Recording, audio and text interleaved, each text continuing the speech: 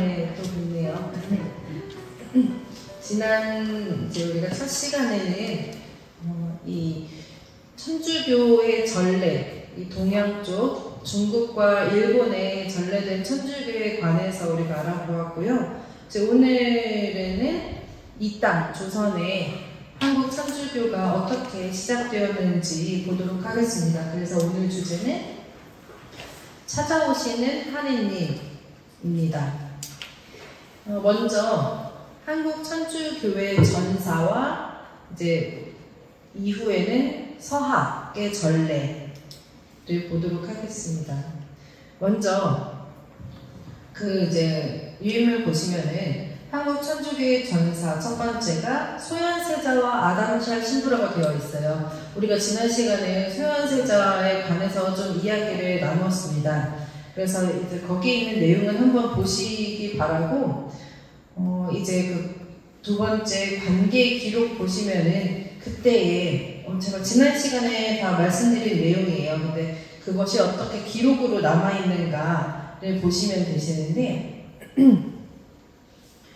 이제 처음에 이제 인질로 잡혀왔던 소현세자가 아담샬 신부님을 만나고 교류를 하면서 천주교가 무엇인지 이렇게 알게 되고, 또 여러 가지 천주교와 관련한 서적이나 또 성물, 또 이제 어떤 과학 기술의 이런 선진 기기들 이런 것도 선물로 받아서 이렇게 조선으로 돌아오게 되었는데, 조선에 돌아와서 안타깝게 이제 병사로 이제 사망을 하게 되었는데, 이게 병사인지 독살인지 이제 의견은 참 많이 있어요. 그래서 이제 소현세자가 귀국할 때 여러 가지 서양 문물을 가지고 갔는데, 이제 서학에 관한 천주교에 관한 책도 있었고, 근데 이제 인조는 이게 마음에 들지 않았어요. 왜냐면은 인조는 이 청나라에게 굴욕을 당했던 이게 아직까지 남아있기 때문에. 저 그림 재밌죠? 네, 그림 보시는 것처럼 가져왔는데 인조의 역정을 듣게 되고 오히려 눈밖에 나게 됐어요. 그 후에 이제 소현세자도 죽게 되었고, 소현세자의 이제 비인 강빈도 이렇게 죽게 되었는데, 인조실록에 보시면은 이제 소현세자가 온몸이 전부 검은빛이었고 죽었을 때 이제 이목구비의 7 구멍에서는 피가 흘러나왔다. 그래서 이게 이제 인조가 아버지가 죽은 게 아니냐 이런 얘기가 아직도 있죠. 그 후에 이제 강빈도 이렇게 인조를 시해하려고 했다라는 그런 의심 속에서, 그래서 인조실록 1646년 2월에서 3월의 기록을 보면은 인조가 계속 강빈을 의심을 하면서 강빈을 이제 사살하도록 계속 그런 어전 회의에서 그런 얘기가 오고 갑니다. 그러다가 결국에는 이제 3월 인조실록에는 폐출된 후에 옛날 살던 집에서 사사되었다 이렇게 기록이 남아 있습니다. 그래서 이 일이 참 안타까운 소현세자의 일이 있었고, 그 후에 이제 유인물 보시면 2페이지 보시면은 또 조선 선교 계획, 이제 소현세자를 통해서 뭔가 천주교가 시작될 수 있지 않았을까라고 생각하는 부분도 있지만, 역사 안에서는 그것이 이루어지진 않았고, 그 후에도 이제 일본과 중국을 통해서 조선에 천주교가 전래될 뻔한 사건들이 이렇게 있습니다. 일본의 복자권 빈첸시오, 조선의 최초의 예수의 수사님이셨죠. 지난 시간에 이야기를 했어요. 이제 일본에서 이제 임진왜란 끌려가서 천주교 신자가 되었고, 예수회 안에서 활동하면서 일본과 국경에서, 그렇지만 이제 조선 선교를 계속 시도를 했지만 하지는 못했습니다. 그 후에 이제 박해 속에서 순교를 하시게 되었고, 중국에서도 서강계 바오로라는 이제 굉장히 저명한 학자가 있었어요. 그래서 마테오 리치 신부님에게 세례를 받았고 많은 한역 서학서 편찬에 이 서광계가 도움을 많이 주었습니다. 협조를 많이 했어요. 그래서 중국 천주교의 발전에 굉장히 큰 역할을 했던 평신도가 서광계 바오로였는데 이제 신부님을 대동하고 조선에 이 천주교를 선교하는 것에 대한 계획을 가지고도 있었대요. 하지만 당시 중국의 어떤 명말, 청초 이 시기에 이 어려운 그 자국의 상황 때문에 그게 실현되지 못했고 중국 내에서도 이 서광계 바오로가 굉장히 중요 인물이었기 때문에 그가 출국하는 걸 반대했다고 합니다. 그래서 일본과 중국에서 이런 조선 선교에 관한 움직임이 있었지만 그것이 실제로 이루어지지는 못했습니다. 이제 천주교가 그러면은 도대체 어떻게 조선에 들어오게 되었는가? 이제 뭐 많이 아시겠지만 바로 서학이 어떻게 전래가 되었는가 하면은 우리는 이제 먼저 사행원에 관한 이야기를 해봐야 될 것 같아요. 사행원은 이제 중국의 그 사신을 파견하는 그것을 사행원이라고 했어요. 그래서 이렇게 보시면 조천사는 보통 명나라 때에 사행원을 조천사라고 하고 청나라 때 사행원은 연행사라고 합니다. 연행사는 되게 많이 들어보셨죠? 이 사행원은 조선이 사대를 위해서 이제 옛날에 조선의 외교 정책은 사대 교린을 했다고 하죠.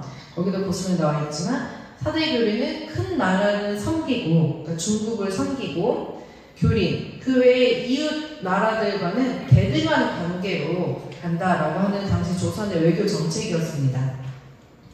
그리고 이제 거기 존화양이라고 되어 있는데 바로 이게 중국을 존중하고 오랑캐는 물리친다. 이것이 바로 조선의 그런 정책이었고 조선의 사상을 보시면은 숭유업불, 유교를 숭상하고 불교는 배척하는 그래서 척사의정은 바로 그 유교, 성리학이 정학이다, 옳은 학문이고 그 외의 사상은 다 사학, 사사로운 것, 간사한 것, 이 나쁜 것이라고 규정을 하는 것이 당시 조선의 그런 사상이었어요. 그리고 농업을 굉장히 중요하게 생각을 했었죠.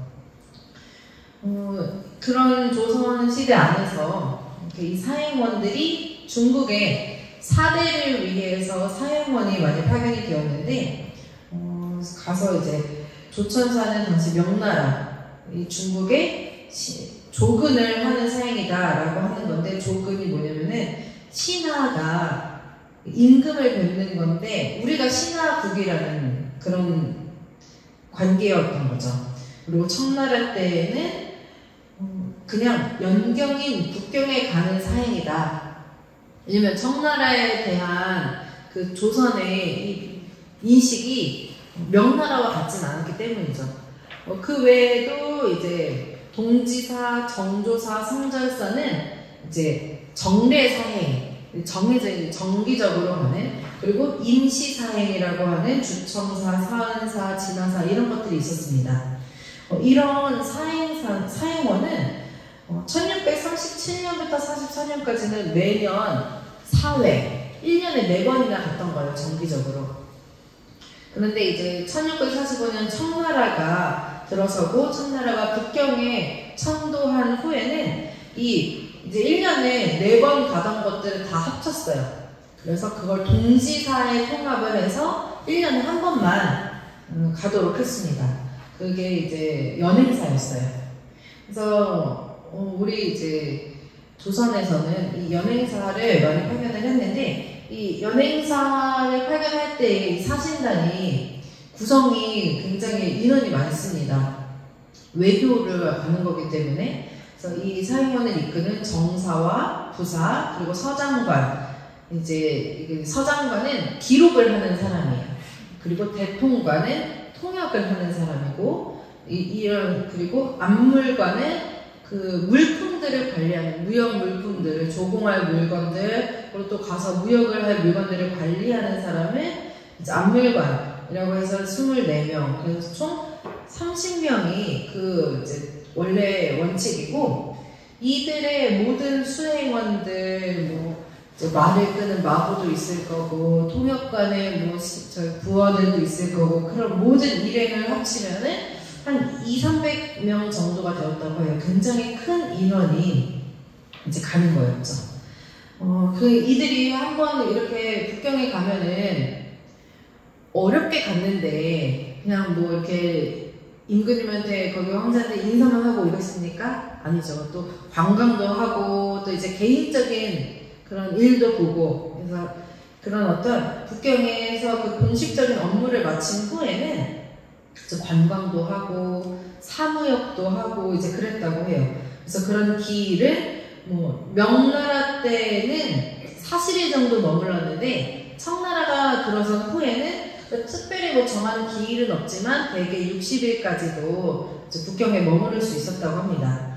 그래서 이들이 그런 공식적인 업무를 마치면은 중국의 학자들을 만나서 교류도 좀 하고 서점이나 뭐 명소 지금 우리가 관광 가는 거랑 똑같아요.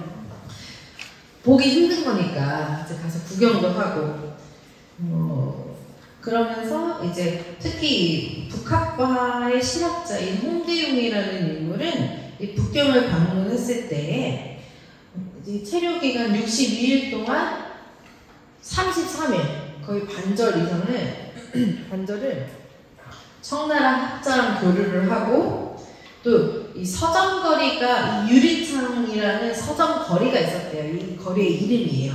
유리창 서점거리를 구경을 하고 또 천주교 성당. 사실 이 천주교 성당이 굉장히 이제 명소였대요.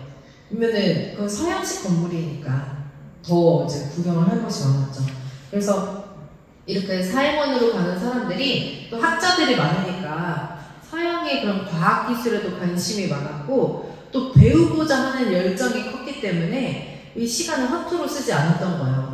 또 어렵게 갔으니까.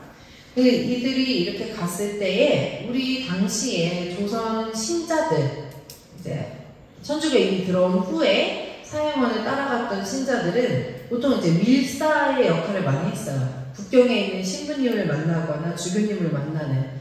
그래서 이런 사행원의 그 구성들이 여러 구성이 있지만 그 안에서도 뭐 자벽, 상인, 역부 이런 자리들은 천민들이나 이렇게 신분이 낮은 이들이 가기 때문에 매매하는 것이 쉬웠고 그래서 이런 자리들을 우리 신자들이 매매를 해가지고 밀사로 북경에 갈 수가 있었다고 합니다.